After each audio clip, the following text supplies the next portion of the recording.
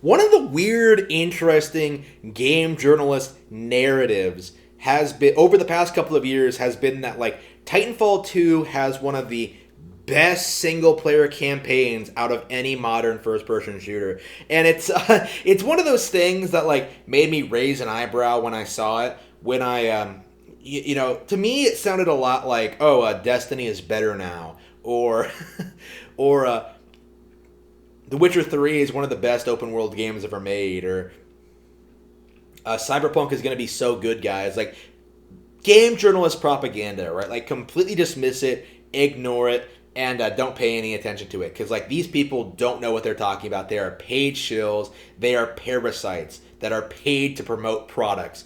So, when I finally got around to playing Titanfall 2, I spent a lot of time in the multiplayer mode. Not gonna lie, I've had a lot of fun in the multiplayer mode. It's basic bitch shit, but, like, it's free on Xbox Game Pass. So, like, I wouldn't pay, like, $60 for this. But like for being free on Xbox Game Pass, yeah, I'll play a couple of rounds of Titanfall 2.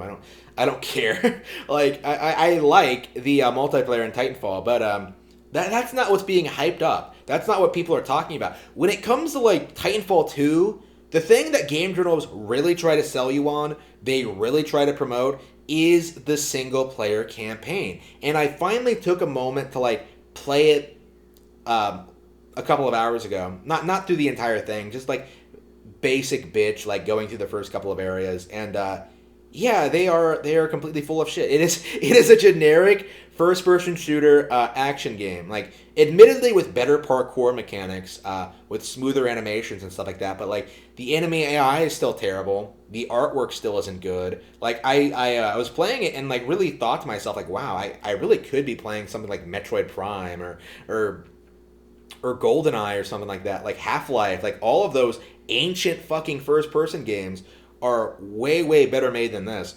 And I stand by that assessment. Like, there's nothing about Titanfall 2 that's really spectacular, like, at all. Like, maybe, other than, like, some of the movement and, like, some of the, like, the enhancements, like, the movement and, like, the ability to, like, get into a giant robot and control it, it's not like a fundamentally well-made, engaging game. Like, your objectives aren't interesting. You're basically just going around shooting enemies or like jumping to the next location. That's all there is to it. And the enemies aren't fun to fight. They're generic. They're boring. They don't have good AI. You literally have like an invisibility power up that you can just like toggle whenever when you get into a bad spot. Oh, where did he go? He's gone. It's stupid. Like, it's not the best single player campaign ever, unless you've like maybe it's the best single campaign you've ever played, but that's because you're not playing any games. Like, again, game journals are outright saying this at this point, right? They're pretty blatant about this. You don't need to finish a game in order to review it. They are trying to like to push that narrative that like, oh, it's okay if we don't know what we're talking about. It's okay if we're ignorant. It's okay if we have no experience with this genre or with video games in general. Like, we can say whatever we want. We want you to buy the next product no matter what it is. And I think with Titanfall 2, the reason they're trying to promote this idea that it has a great single campaign is because like increasingly first-person shooters are becoming notorious for not including single-player campaigns at all, because the vast majority of the audience, like myself, only cares about the multiplayer. That's all they're going to play. So, like, in a way, like, including a single-player campaign at all is a way to get the game to stand out. So saying it's, like, the best single-player campaign ever isn't exactly all that of a misnomer, because it has no competition. Like, not really. Oh, and by the way, an example of Splatoon 2 is a way better single-player campaign than this, even without the Octopass expansion DLC. Which reminds me, I need to go back and 100% that. I really need to get around to doing that. That has been on my list for years now. Holy shit.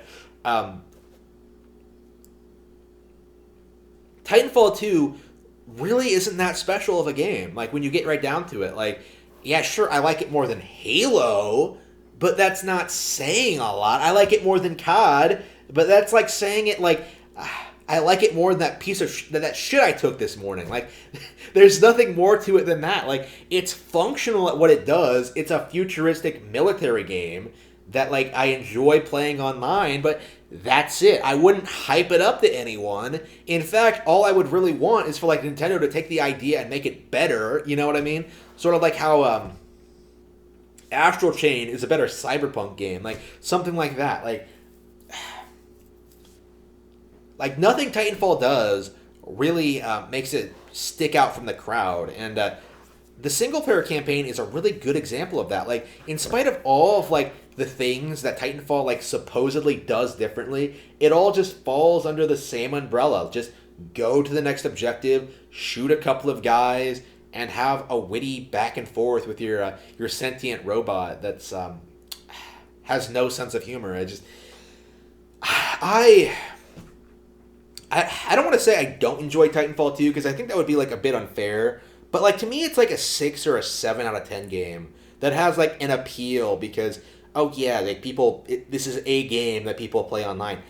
Once it goes off, like, once it stops being, like, once you can't play it anymore, like, I'm not going to think about this game again. I'm not going to remember it fondly. I'm not going to remember it. I'm going to move on to the next thing. It's not Devil's Third, okay? Like, it's not, like, some compelling first, like, action game experience.